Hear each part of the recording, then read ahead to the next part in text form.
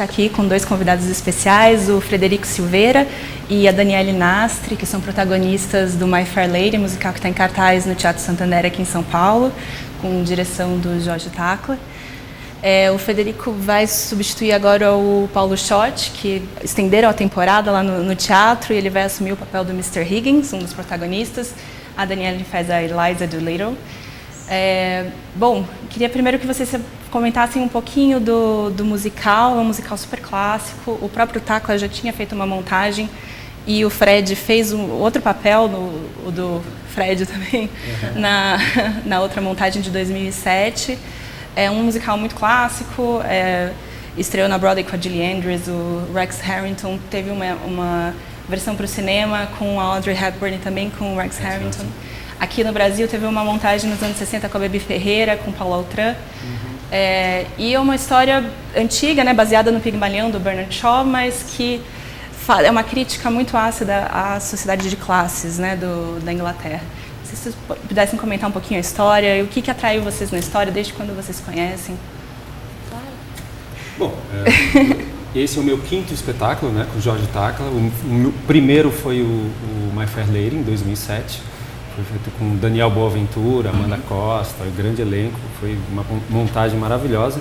E eu fazia o papel do Freddie Eynsford Hill. E agora, nesse ano, surgiu essa oportunidade de voltar a fazer o mesmo personagem, né, o Freddie Eynsford Hill, e com um desafio enorme de pegar o professor Higgins, que é maravilhoso, é um desafio incrível. E a história, ela me atrai primeiro porque é uma história, quase uma história de amor, mas não tem um beijo sequer, né? E o público, ele decide se os dois realmente são apaixonados ou não, ou se eles se amam. E realmente é uma crítica à sociedade da época. O Bernard Shaw, ele achava o inglês muito difícil e por isso que ele escreveu o Pigmalião. O personagem do Henry Higgins é um professor de fonética e ele tinha a capacidade de pelo sotaque, saber qual a região que a pessoa morava e qual que era a sua classe social. E através de uma aposta, ele pegou uma reles vendedora de flores e através da sua fala, de transformar a sua fala, transformá-la também como uma pessoa nobre. Então tem muitas cenas engraçadíssimas no espetáculo. Só nessa transformação da Eliza é muito bacana, é muito divertido. E a Eliza, bom, originalmente ela fala Cockney, que é aquele sotaque tipicamente londrino, né?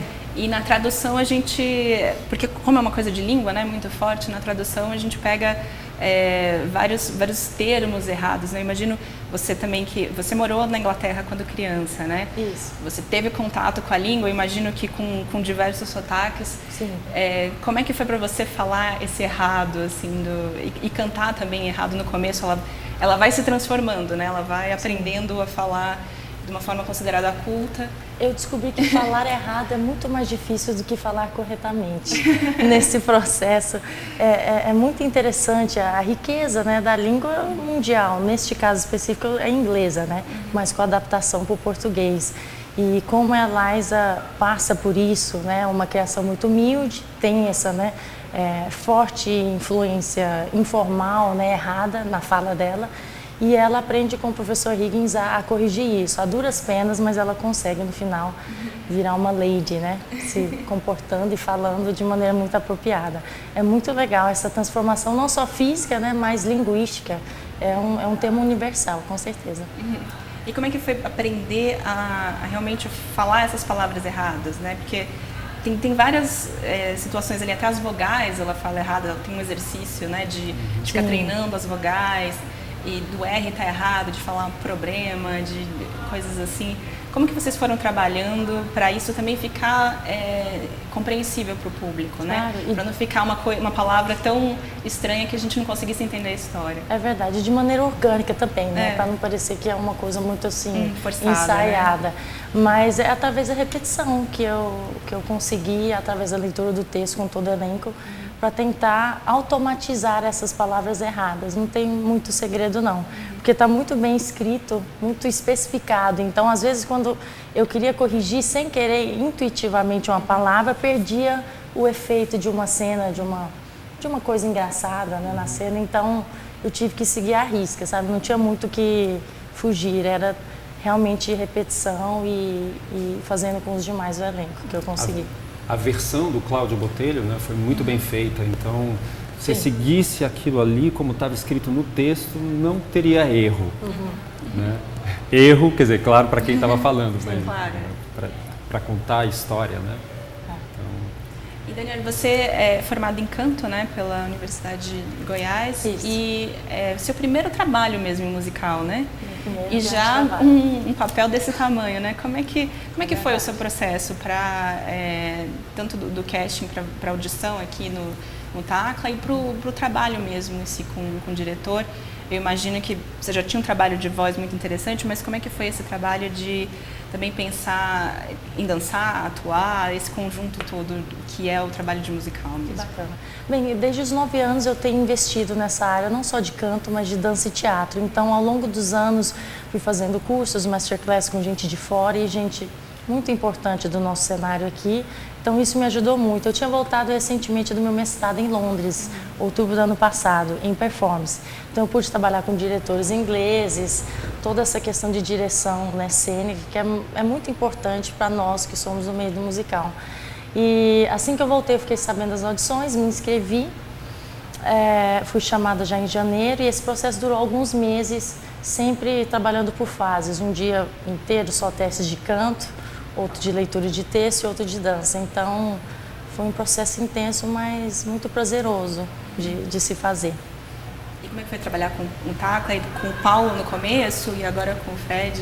O Paulo que é um tenor super reconhecido, um barítono, desculpa, super reconhecido, é o único brasileiro a ter um Tony, né? Foi uma experiência para mim completamente surreal, não só com o Jorge, com o Paulo, mas também com o Fred, por já ser fã deles há tantos anos, né? Admirar, e eu sempre quis trabalhar com eles, então foi bem surreal de início. O Paulo, o Fred e todos do elenco muito assim acessíveis, conversa com a gente toda hora, assim, mesmo fora do palco, sobre coisas banais. Então isso dá uma certa confiança, sabe, para mim que mal começou, né, numa grande produção dessa. E isso que me chamou mais atenção no Jorge, essa confiança que ele passa. E eu tentei passar isso para ele também nos períodos de teste, afinal de contas eu era desconhecida, né? Mas a confiança e com certeza o apoio que ele dá para nós atores do elenco, eu acho que é o diferencial de um diretor assim, de grande nome. E você, Fred, você é de Brasília, né? Mas você está aqui desde 2001, é isso? Desde 2001. E sempre trabalhando em musicais, você já trabalhou em grandes produções com o Tacla mesmo, é o 5º musical que você está fazendo? Eu sou de Brasília, no ano 2000, no final do ano 2000, teve o teste para o Les Misérables, e aí eu vim com umas 14 pessoas para fazer o espetáculo, fizemos o teste, passamos e estamos aí até hoje. Fiz Les Mis, fiz Fantasma da Ópera, o Godspell do Miguel Falabella e agora, de novo, o My Fair Lady, um Tacla que eu me sinto em casa trabalhando com o Jorge Tacla. Ele é um diretor que tem um carinho todo especial com o trabalho dele, ele tem um cuidado, ele trabalha o espetáculo dele como se fosse um diamante. E isso é delicioso trabalhar com ele porque ele trabalha os mínimos detalhes, né? Então, como ator, é um exercício incrível. E em relação ao Paulo, o Paulo Schott foi o primeiro cantor que eu assisti logo que eu cheguei em São Paulo. Eu assisti fazendo uma ópera e eu fiquei admirado com o trabalho dele. Você lembra que ópera que era? Era Pagliacci e Cavalleria Rusticana, no Teatro Alfa. Foi logo no ano 2001 mesmo. E eu fiquei admirado com o trabalho dele. Ele realmente é um artista completo. E trabalhar com ele e o quanto ele é generoso como artista. É uma experiência incrível, é um presente estar fazendo o mesmo espetáculo e o mesmo papel do Paulo Schott. Só explicando, a temporada ia acabar agora, né? e aí ela foi prorrogada, o Paulo já tinha compromisso, e o Fred, que já era alternante do Paulo no papel, vai assumir agora até o fim da temporada, que é 11 de dezembro. 11 de dezembro, exatamente. Bom, e esse papel do Mr. Higgins também é um papel que foi escrito por Rex Harrington, que não era um ator que cantava tanto assim, né? E tem momentos muito bonitos de música, mas a boa parte é mais declamatório, né? Não tem muitas das músicas que o Mr. Higgins canta, ele mais fala do que canta em si, né? Como é que é para você, que você também tem uma formação de música, né? Como cantor. Explorar mais esse lado declamatório do Exatamente. Pegar as palavras-chave e colocar ali, quase que falando. O Rex Harrison, ele que inaugurou essa forma de fazer o espetáculo, e ele realmente colocava o texto como mais importante, né? A música estava acontecendo ali por trás, mas o texto era realmente o ponto importante ali para contar a história. Então, quando você está com um texto bom na mão, tanto da música quanto o texto falado, você já tem uma pérola, né? Então você pode usar, fazer toda a música quase que falada, contando a história.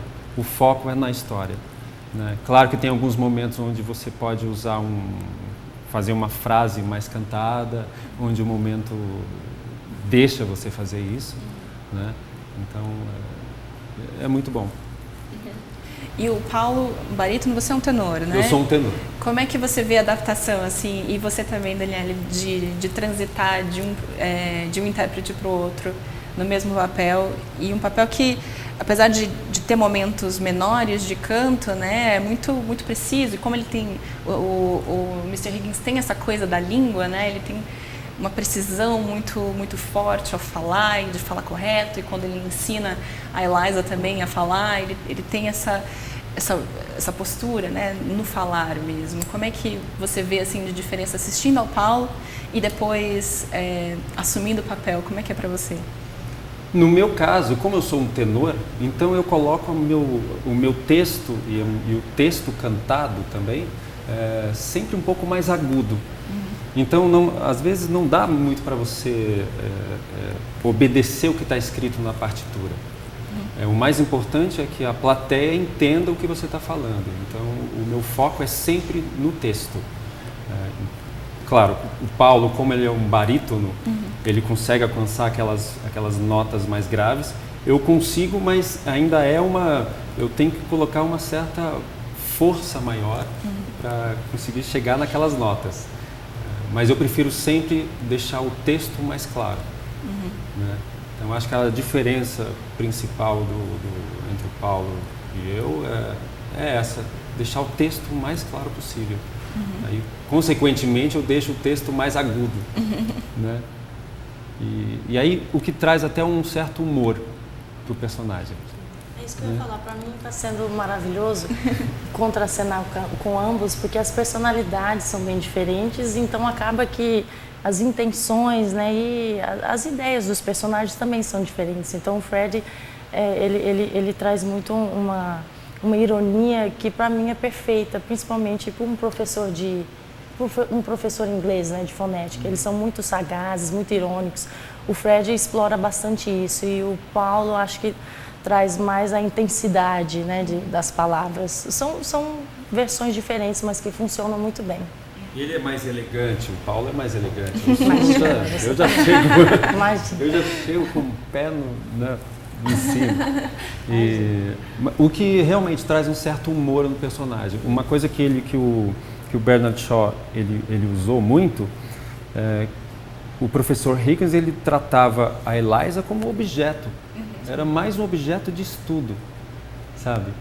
E no fim do espetáculo, que é interessante, ele fica na dúvida se ele está apaixonado por aquela, né, pela transformação que ele conseguiu fazer na personagem, né, naquela vendedora de flores, e conseguiu transformá-la numa princesa.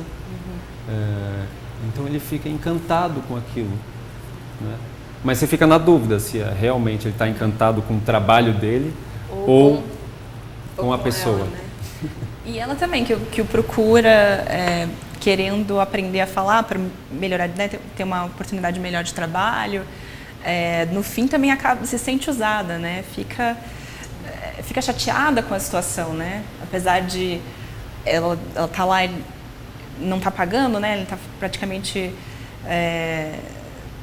fazendo um favor nesse sentido para ela de ensiná-la tudo aquilo, mas ela se sente muito mal, porque... Embora na cabeça dela, um shilling foi o trato feito, que é quase nada, mas ela faz questão de dizer que eu pago, eu posso pagar. Ela tem pouco, quase nada, mas ela deixa bem claro que ela é uma moça bem honesta.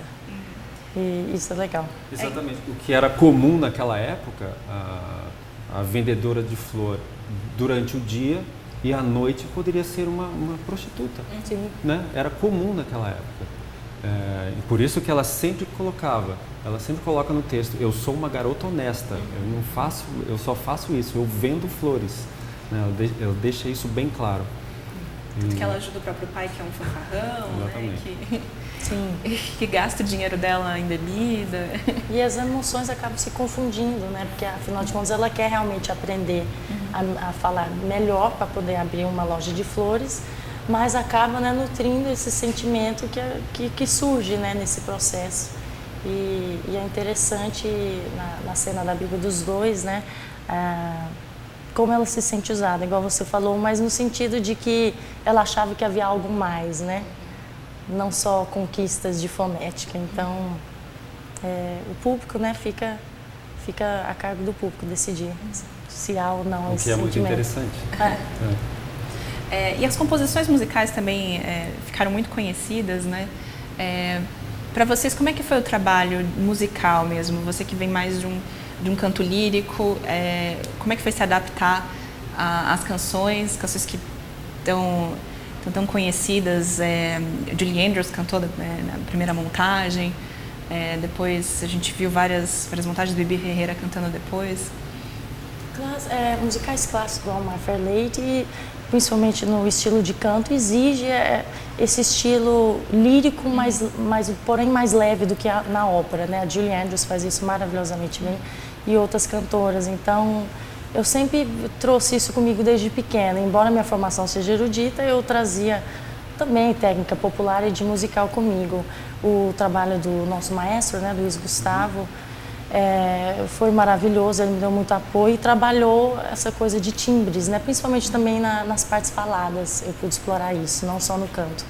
Então, em termos de música e mesmo de texto, trabalhar os sons na parte falada do musical é muito rico, é maravilhoso, tem N possibilidades. Porque a Eliza também no começo, ela tem uma coisa mais estridente, assim, né? Sim. De garota simples que fala alto, até, né, por essa questão dela falar errado também. Sim. Ela tem essa coisa de se fazer ouvir, de falar meio estridente. Isso também foi um trabalho bem pensado. E que o Jorge trabalhou bastante assim com a gente, principalmente com nós Cockneys, né? O Sandro também passou por isso, mas ele me apoiou bastante no sentido de não dar ênfase a sotaques. Ele acha que, né, no nosso Brasil tem vários sotaques, né? Muito mais do que na Inglaterra, e seria um certo preconceito e também difícil escolher né? Ficar num sotaque. Então ele quis trabalhar os sons em vez de sotaques, que eu achei bem legal. Seria um caminho mais fácil, né? Sim. Escolher um sotaque, né, brasileiro. Específico, porque são tantos, né? E que não está errado necessariamente. Exatamente, seria um preconceito linguístico, é o que a peça, né, trata. Mas é legal isso, o tratamento dos sons, os sons que vão identificar a classe social dos personagens, que é bem legal. Que inclusive não é só a sua personagem, né? Os outros personagens que convivem com a Eliza, que trabalham ali no mercado, também tem esse falar mais agudo, mais torto, assim, né? Do Cada personagem carrega uma forma de falar diferente, né? Mas ao mesmo tempo, quando ela aprende e ela vai se apresentar à alta sociedade, existe também uma forma de falar muito pomposa, né? Das pessoas, de falar os P's e os T's, né? Esse também, como é que vocês pensaram em trabalhar esse? Porque é sutil, mas você percebe até meio forçado, né? De querer se mostrar muito polido, muito educado, né? Como é que vocês pensaram esse lado também pomposo demais? Eu acho que a nossa influência, a nossa herança portuguesa traz muito disso. A gente pega, né, muitas pessoas conhecidas aqui de São Paulo que tem um sotaque com os R's rolados e geralmente os nossos pais, avós têm uma maneira de falar diferente que a nossa, né? Muito mais refinada e limpa. Então, cenas como em Ascot, a Eliza tenta exagerar nisso. Ela fisicamente por fora ela está muito elegante, fina, mas a fala está assim muito estranha, exageradamente refinada. Então, essa cena é incrível porque é uma das mais engraçadas, porque ela como se ela tivesse decorado um texto e ela fala aquele texto com aquele jeito pomposo, né? Então até o movimento do braço, do corpo. Ela repete um roteiro, né? Isso. Então nessa cena em específico a Eliza procura exagerar justamente as palavras, né? O que ela aprendeu com o professor, né? Através da fonética. Então, são os R's mais rolados, os S's, vogais muito mais limpas, só que exageradamente limpas. Então, foi assim que a gente trabalhou, muito divertido. Realmente é uma das cenas mais engraçadas e muito bonito também visualmente, né? Os cenários são muito bem trabalhados, né? Do Nicolas Boni, né? Um argentino. E são cenários muito complexos, eu imagino a troca dos cenários, tanto que vocês fazem muitas cenas no proscênio, né? O proscênio é aquela parte da frente do palco, na frente da cortina. Então, para poder fazer as trocas, eu imagino que seja complicado. Como é que é para vocês ali atrás? São cenários enormes, né? Como é que é para trocar aquilo? Ele veio da ópera, né? Então ele vem de cenários grandiosos, né? Então a gente tem que tomar cuidado ali atrás. Enquanto está tendo a mudança de cenário, são cenários maravilhosos. Parece que você está assistindo um filme. Né? São muito detalhistas, né? Muitos detalhes. A cena do baile é um dos cenários mais bonitos que eu já vi em musical. Assim. Maravilhoso. Muito bom. Também vocês têm figurinos muito trabalhados, né? Imagino aqueles vestidos, até o vestido que você usa nessa cena em Ascot, né? Sim, maravilhoso. Eu imagino como é que é andar até com aquilo. É muito... É um vestido meio justo, assim, ele abre embaixo. Sereia, né? Embaixo tem uma estrutura, uma armação e tem toda uma técnica. Eu demorei, mas tem que treinar bastante para poder andar nele. É maravilhoso, né? O Fábio, na Matame, os figurinos trazem uma leveza e ao mesmo tempo também uma modernidade, né? Mesmo sendo um musical, né, que se passa décadas atrás, mas os figurinos trazem cores muito vibrantes, ao contrário das montagens, por exemplo, do cinema, né? Porque fazer montagem para cinema é diferente, né, do que para teatro. Então, são lindas as cores e os modelos que ele usa para todos os personagens. E ele fez uma versão diferente, porque ele também fez os figurinos de 2007 e os figurinos desse ano são totalmente coloridos, né? Tem um brilho, então que se encaixem com os cenários, né? Eles se casam ali. O vestido que a Eliza usa, por exemplo, dentro da casa do Higgins, que tem aquela madeira mais escura, é um verde também mais musgo, não chega a ser musgo, né? Mas é um verde mais escuro, tem todo um visual assim. Cuidado. Parece que você está numa pintura, né? É uma pintura. É tudo muito bem construído. A iluminação, os cenários, o figurino, eles se combinam de uma maneira... É como uma pintura. Eu tive a oportunidade de assistir o professor Higgins, o Paulo, e parece que você está assistindo uma pintura em movimento. É linda, realmente incrível. E das músicas, tem algumas que vocês gostam mais? Alguma coisa preferida de vocês na hora de cantar? Olha, eu gosto de todas, é difícil. O repertório de Eliza é seleto, eu amo todas. Imagino. Será que vocês poderiam dar uma palhinha pra gente? Escolher alguma coisa para cantar? Claro. E olha, esse fim de semana vai ser o meu último fim de semana como Fred Einsford Hill. Fred Einsford Hill é um dos primeiros a se apaixonar pela Liza depois da transformação dela. Ele fica atrás dela, indo à casa, escrevendo cartas. E agora o papel vai ser assumido pelo ator Felipe Tavolaro. E essa música eu tenho muito carinho por ela, porque foi o meu primeiro trabalho com Jorge Tacla. Então, para me despedir, vou cantar um trechinho dela. Vai. Onde vão meus pés, eu não sei dizer, mas deslizam nas calçadas e eu não sei porquê. Só não sei voltar onde quer que eu vá. É a rua onde mora você. É muito linda mesmo esse momento. É uma cena que ele tá do lado de fora da casa, né? Cantando, fazendo uma... Ele vai ficar ali até ela sair. Aí ele se apaixona.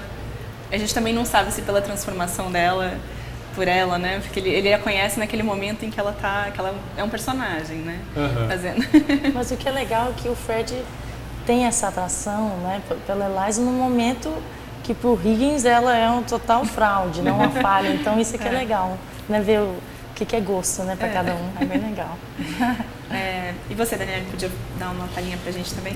Claro.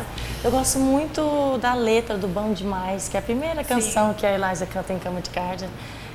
Embora seja simples, mas mostra muito, né, da personalidade dela e do que ela almeja. Eu acho bem bacana. Eu só quero um lugar pra mim, bem quentinho e só pra mim. Um lugarzinho assim, meu Deus, mas era bom demais. Chocolate pra mim comer, chá com leite pra mim beber, carvão pra me aquecer, meu Deus, mas era bom demais. Eu sentada numa almofada de cetim, que bom.